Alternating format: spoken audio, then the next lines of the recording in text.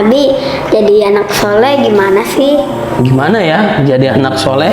Abang Sabit tahu nggak? Gampang. Gimana? Di surat Luqman. Oh, ada di dalam Al-Quran. Ada. Oh, surat keberapa itu? Ke 13. 31. Oh, 31. Oh, mungkin ayatnya 13. Oke, kita cek ya di Al-Quran. Coba Abang Sabit buka. Nah, jadi sebelum Abang baca, Abi mau kisahin dulu tentang Luqman. Bagaimana? Kenapa kalau kita ke nggak tahu Pak? Oh gitu. Jadi ada kisah-kisah di dalam Al-Quran, Bang. Ada kisah-kisah di dalam Al-Quran. Yang contoh baik banget ada di dalam Al-Quran. Siapa? Yang contoh baik, keluarga yang baik siapa? Abang Sabit tahu nggak? Abang Wais? Nabi apa? Muhammad. Oh, Nabi Muhammad SAW ada di dalam Al-Quran. Nabi Adam ada. Kemudian Nabi Yusuf ada. Tuh contoh-contoh luar biasa. Ada lagi siapa lagi, Bang? Nabi apa yang terbaik di dalam Al-Quran? Malaikat. Nabi. Nah, Nabi Ibrahim alaihissalam itu contoh-contoh terbaik. Dia punya pasangannya luar biasa. Nabi Ibrahim punya istri, pasangannya soleha. Nabi Muhammad pasangannya soleha, dan lahirnya generasi yang soleh dan soleha. Kemudian ada lagi namanya keluarga Imron, ada di dalam surat Ali Imron. Ya. Kalau Nabi Muhammad, Nabi Ibrahim, ada yang bertanya, itu wajar karena mereka nabi. Ada nggak orang biasa tapi hebat? Ada, Imron namanya. Keluarga Imron, Ali Imron. Itu keluarganya hebat, orang biasa. Tapi turunannya ada namanya Nabi siapa? Nabi Isa alaihissalam. Oh, berarti turunannya masih ada Nabi juga. Ada nggak kira-kira yang keluarganya biasa dan turunannya bukan Nabi dan bukan dari keturunan Nabi? Ada nggak? Ada. Siapa dia? Kita. Nah, sebelum kita, contohnya ya di dalam Al-Quran kita ada nggak? Nggak ada. Tapi siapa nih namanya? Al-Quran. Dan bukan Al-Quran. Ini adalah suratnya apa nih? Nah, suratnya Luqman. Ini orang biasa tapi diabadikan di dalam Al-Quran. Kenapa? Karena dia memberikan pesan kepada anaknya sesuatu yang sangat istimewa. Nah, ini pertanyaan yang disampaikan oleh Wais Korniel Fawas tadi, bahwa bagaimana menjadi anak yang soleh. Pesan dari orang tua yang soleh adalah siapa? Yaitu Luqman memberikan pesan yang hebat kepada anaknya. Di antaranya ada di dalam surat Luqman, surat ke-31 ayat 13. Coba Abang Sabit baca terjemahannya. Sebelum itu Abi akan baca ayatnya. Wa idz qala Luqmanu libnihi wa huwa ya'iduhu ya bunayya la tusyrik billah innasyirka la dzulmun adzim. Silakan baca terjemahannya. Ya, baca. Ingatlah ketika Luqman berkata kepada anaknya ketika dia memberi pelajaran kepadanya, wahai anakku, janganlah engkau menyekutukan Allah. Sesungguhnya mempersekutukan Allah adalah benar-benar kezaliman yang besar. Nah, jadi yang pertama pesan Luqman kepada anaknya supaya menjadi anak soleh, ya bunayya la tusyrik billah. Jangan mempersekutukan Allah, jangan menyembah kepada selain Allah. Kepada apa sih kita nggak boleh menyembah? Satu apa? Berhala, patung nggak boleh. Kedua, manusia nggak boleh. Menyembah manusia nggak boleh. Kemudian api seperti orang Majusi nggak boleh. Wais tahu nggak? Nggak tahu. Nah, kita harus berimannya kepada Allah yang maha menciptakan manusia sebaik-baik bentuk, ahsani taqwim. Nah, jadi kita harus beriman kepada Allah subhanahu wa ta'ala. Asyhadu an la ilaha illallah wa asyhadu anna muhammadan rasulullah. Itu yang pertama. Jangan sekali-kali mempersekutukan Allah, atau harus wajib beriman kepada Allah subhanahu wa ta'ala. Itu pesan Luqman kepada anaknya. Kenapa? Kalau kita berbuat jahat tiba-tiba kita punya azab-azabnya, kayak kepleset, jendol, bocor. Oh iya, benar. Jadi ini ujian dari Allah Subhanahu wa taala supaya kita sadar. Mayuridillah yusib minhu, dalam hadis Nabi Muhammad SAW menyampaikan begitu. Kalau Allah sayang kepada kita, ya Allah sayang kepada kita, maka Allah berikan musibah kepada kita supaya apa? Ingat Allah Subhanahu wa taala. Akhirnya kita istighfar, sayang. Astagfirullahaladzim. Habis berbuat dosa, ya, habis membuang-buang waktu, habis main yang berlebihan, nonton yang berlebihan, makanya kita istighfar. Astagfirullahaladzim, ya. Itu yang pertama pesannya. Kemudian yang kedua, ayat 14 dan 15-nya adalah apa? Abang Sabit. Nah, Abi akan bacakan juga, yaitu wa wassaynal insana biwalidayhi hamalathu ummuhu wahnan ala wahnin wa fisaluhu fi amaini anishkurli wa liwalidayka ilayyal masir wa in jahadaka ala an tusyrika bima laysa laka bihi ilmun fala tu'tihuma wa sahibhuma fid dunya ma'rufa wattabi' sabila man anaba ilayya thumma ilayya marji'ukum fa unabbi'ukum bima kuntum ta'malun. Coba baca terjemahannya. Pesan Luqman kepada anaknya yang berikutnya adalah apa? Dan kami perintahkan kepada manusia agar berbuat baik kepada kedua orang tuanya. Ibunya telah mengandungnya dalam keadaan lemah yang bertambah-tambah dan menyampinya dalam usia 2 tahun. Bersyukurlah kepada kedua orang tuamu, hanya kepada aku kembali. Nah, ayat 15-nya, dan jika keduanya, ayat 14-nya, 15-nya, dan jika keduanya memaksamu untuk menyekutukan Allah dengan sesuatu yang engkau tidak mempunyai ilmu tentang itu, maka janganlah engkau menaati keduanya, dan pergaulilah keduanya di dunia dengan baik, dan ikutilah jalan orang yang kembali kepadaku, kemudian hanya kepadaku tempat kembalimu, maka akan aku beritahukan kepadamu apa yang telah kamu. Nah, jadi pesan Luqman kepada anaknya agar menjadi anak yang soleh, satu, beriman kepada Allah, kedua, hubungan kepada manusia, kita harus berbakti kepada orang tua. Abang Wais, Abang Sabit, Adik Ahnaf harus berbakti kepada Abi dan Umi, taat, kemudian mau, kemudian apa lagi, berbuat baik kepada orang tua. Gimana?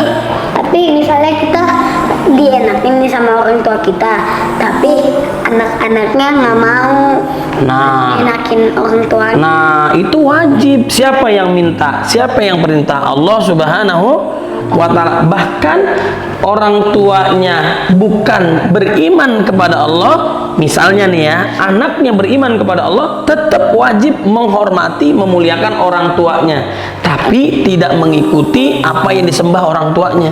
Misalnya nih, ada orang tua yang kafir, tidak beriman kepada Allah, tapi anaknya beriman, tetap harus berbakti sama orang tuanya. Tadi ayatnya begitu. Seperti sahabat, siapa namanya? Ya, sahabat Nabi ada. Siapa namanya? Nah, itu siapa kira-kira? Kita kalau orang kafir ada yang beriman, kita anak-anaknya misalnya beriman kepada Allah, kafir, tapi kok kita gak boleh kasih tahu ayahnya. Jadi kita harus beriman kepada Allah Subhanahu wa ta'ala, ya. Kalaupun orang tuanya kafir belum dapat hidayah, kita doain agar dapat hidayah. Apalagi orang tuanya beriman kepada Allah, wajib kita taat. Tapi kalau orang tua ngajak berbuat dosa, misalnya suruh Wais mencuri, suruh Abang Sabit mencelakakan orang, jangan ikutin. Walaupun yang memerintahkan Abi dan Umi. Jadi pertama beriman kepada Allah, yang kedua harus berbakti kepada kedua orang tua. Apa, Abang Wais? Siapa sahabat Nabi yang itu? Nah, Yang orang tuanya orang kafir, anak-anaknya Abi. itu apa? Nabi. siapa kira-kira? Sahabat. Siapa tuh yang wangi?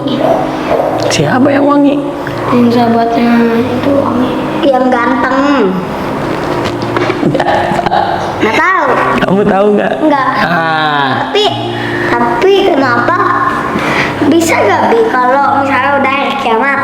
Nah, kan hari kiamat tuh kalau dari ke Inggris, dari ke Indonesia sampai ke Inggris bisa gak? Dari kemana? Dari ke Indonesia. Kiamat, naik pesawat dari Indonesia ke Inggris bisa. Kalau udah kiamat. Iya.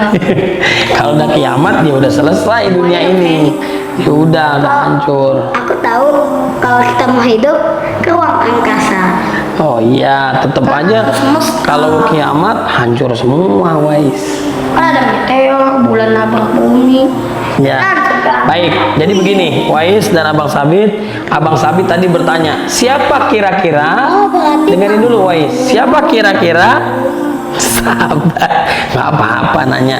Siapa sahabat yang orang tuanya kafir, anaknya beriman kepada Allah Subhanahu wa taala? Nah, itu jadi PR Abang Sabit. Aku jadi PR. Iya, itu jangan semuanya dikasih tahu. Jadi supaya Abang Sabit mencari tahu. Nanti kita jelaskan di pertemuan berikutnya. Oke? Siap. Oke? Nah, oke. Ntar cari tahu ya. Apalagi? Sekali. Nah, kalau kita hancur dunia, matahari sama planet lain hancur. Hancur semua. Semua hancur lebur. Berarti ruang angkasa juga hancur. Hancur alam semesta hancur. Berarti nggak ada dunia lagi. Hancur semua. Dihancurkan oleh Allah Berarti Subhanahu wa nggak ada taala. ruang angkasa. Nggak ada, semua hancur. Berarti yang di luar angkasa kan kalau kita keluar dari bumi kan masih ada hitam-hitam bintang-bintang. Hancur semua. Itu kan selebar apa? Iya, semuanya hancur. Gimana caranya? Dimusnahkan oleh Allah Subhanahu wa taala. Langit dibelah. Ya kan? Bumi dihancurkan. Berarti Kemudian kemudian misalnya ini rumah jalanan, nanti direpet-repetin. semuanya hancur, nggak ada yang selamat. Di situ puncaknya Oh, manusia jadinya Allah dimurkai oleh Allah Subhanahu wa taala. biarin selamat. Iya, semuanya mati. Kalau orang Islam Ya, sebelumnya orang-orang yang taat kepada Allah Subhanahu wa taala sudah wafat. Itu tinggal orang munafik, tinggal orang kafir, sudah dimatikan oleh Allah Subhanahu wa taala. Udah meninggal dunia. kayak ada angin. Nah, itu salah satunya yang Berarti diinformasikan Nabi, ditiupkan angin lalu meninggal dunia. Yang anginnya sepoi-sepoi tapi Iya, mematikan, tapi tidak membahayakan. tapi nanti rugi dong barang-barang kita. Iya, itu kan udah kuasa Allah Subhanahu wa taala. Baik, kita lanjutkan ya. Baik. Kemudian pesan yang selanjutnya ada di dalam ayat berapa Abang Sabit? Yaitu ayat ke-16. Ya bunayya innaha in taku mithqala habbatin min khardalin fatakum fi sakhratin aw fis samawati aw fil ardi ya'ti bihallah innallaha latifun khabir. Artinya apa ayat 16-nya? Luqman berkata, wahai anakku, sungguh jika ada sesuatu perbuatan Sebentar dulu ya, dengerin dulu. sawi dan berada dalam batu atau di langit atau di bumi, niscaya Allah akan memberinya balasan. Sesungguhnya Allah maha halus dan maha teliti. Baik, jadi pesan yang ketiga kata Luqman kepada anaknya, setiap dosa dan kejelekan akan dibalas oleh Allah Subhanahu wa taala. Bisa di dunia apalagi di akhirat. Kalau kita berbuat baik dibalas oleh Allah Subhanahu wa taala. Ingat enggak surat Al-Zalzalah? Faman ya'mal mithqala dzarratin khairan wa man ya'mal mithqala dzarratin syarran. Setiap kebaikan Allah balas, baik di dunia apalagi di akhirat. Tapi Keburukan pun Allah akan balas di dunia apalagi di akhirat. Tapi kita kayak dimainin sama Allah, misalnya kita lagi main catur. Nah, Allah yang lagi main kan kayak di dunia dia lagi dimain. Ya, jadi kita diberikan kebebasan oleh Allah Subhanahu wa taala. I'malu ma syi'tum. Lakukan apa yang kita inginkan. Kalau kita mau berbuat baik, Allah balas di dunia apalagi di akhirat. Kalau kita berbuat buruk, maksiat, dosa, negatif, maka dibalas oleh Allah Subhanahu wa taala. Allah pengen semuanya baik, cuma buat ngumpulin pahala. Siapa Iya. paling baik? Iya. Dia yang Tapi kalau orang yang melakukan dosa nanti dia masuk neraka, diberikan kebebasan oleh Allah. Siapa yang mau beriman, siapa yang mau taat. Ternyata ada orang yang tidak mau taat kepada Allah dan Rasul, mau berbuat dosa, akhirnya dimasukin neraka dia nanti. Oh, jadinya Allah mau cek-cek siapa yang paling baik. Biar nanti ada yang masuk surga. Iya, itu namanya dihisab, Bang. Berarti Iya, dihisab. Berarti itu dong, kita dikasih nikmatan. Kalau di neraka kita diapain, kata Abang Sabit, kita giginya dipotong. Nah, lidah kalau sering berbuat maksiat, ngomongin orang, gibah, jelekin, fitnah, ya, dibalas oleh Allah SWT. Jadi yang ketiga adalah apa? Setiap kejelekan akan dibalas oleh Allah Subhanahu wa taala. Makanya kita jangan berbuat dosa, berbuat jelek, nanti akan dibalas oleh Allah Subhanahu wa taala. Kemudian yang keempat, Abang Sabit nih, yang keempat, Allah Subhanahu wa taala berfirman buat anak-anak yang soleh adalah apa kata Luqman? Ya bunayya aqimis shalah wa'mur bil ma'ruf wanha 'anil munkar fasbir 'ala ma asabak inna dzalika min azmil umur. Silakan Abang Sabit. Hai anakku, laksanakanlah sholat dan suruhlah manusia berbuat yang makruh dan cegahlah mereka dari yang mungkar dan bersabarlah terhadap apa yang menimpamu. Sesungguhnya yang demikian itu termasuk perkara yang penting. Nah, jadi pesan berikutnya yang keempat adalah jadi anak soleh harus sholat. Dirikan sholat, harus jaga sholat 5 waktu. Mereka akan dimuliakan oleh Allah, dimasukkan ke dalam surga. Yang selanjutnya beramar ma'ruf nahi mungkar. Wais tahu nggak? Merintah orang lain berbuat baik, kemudian mencegah daripada kemungkaran, mencegah orang berbuat dosa. Ada orang berbuat dosa nih, Dia nggak mau. jahilin orang. Nah, itu udah bukan urusan kita. Kita menahan. Jangan Abang Sabit, jangan Ade Ahnaf, jangan Ade Wais, Abang Wais, jangan melakukan dosa, jahilin orang. Itu nggak baik gitu. Bi, kalau kita hancur semua dunia, kita mayat-mayatnya, misalnya kita belum mati nih, pas mau dikit kiamat. Nah, misalnya 1 hari. Nah, kita di sini. Nah, kita pas bumi hancur, kita mayat-mayatnya itu ya pada di ruang angkasa. Ya, kalau udah hancur semuanya ada di bumi. Nanti akan dibangkitkan lagi oleh Allah Subhanahu wa taala, dihidupkan kembali. Gimana itu? Nah, itu kan dihancurkan, kemudian ada lagi diadakan oleh Allah Subhanahu wa taala bumi. Bumi ada. Diratakan seluruh bumi. Tapi dengan polos. Hancur tuh kan rata, Wais. Gunung hancur, bertebaran. Tapi bumi nggak ada garis batas. Gak ada, kan bumi bulat. Jadi bumi datar, habis semua rata dengan tanah. Akhirnya manusia yang di bawah tanah dibangkitkan lagi oleh Allah. Dari zaman Nabi Adam sampai akhir zaman seluruhnya dibangkitkan oleh Allah Subhanahu wa Semuanya taala. nanti teranjang. Kalau Iya semua. Tapi kalau Nabi Muhammad Nah, siapa semua yang dibangkitkan oleh Allah Subhanahu wa taala. Tapi manusia siapa yang gituin? Siapa yang ciptain lagi? Apanya? Siapa yang Allah. lahirin lagi? Nggak pakai lahir, sudah dibangkitkan. Namanya bangkit. Bangkit itu seperti orang tidur, dibangunkan kembali. Ya. Jadi pas kita mati nanti hidup lagi. Iya, begitu. Nah, kemudian ada lagi pesannya Abang Sabit, bersabar terhadap setiap cobaan. Harus sabar. Harus sabar kata Luqman kepada anaknya atas musibah, atas belajar, ujian. Kita harus sabar. Nah, kemudian yang kelima adalah ayat ke-18, wala tusa'ir khaddaka linnas wala tamshi fil ardi marha innallaha la yuhibbu kulla mukhtalin fakhur, yaitu adalah apa ayat 18-nya? Dan janganlah kamu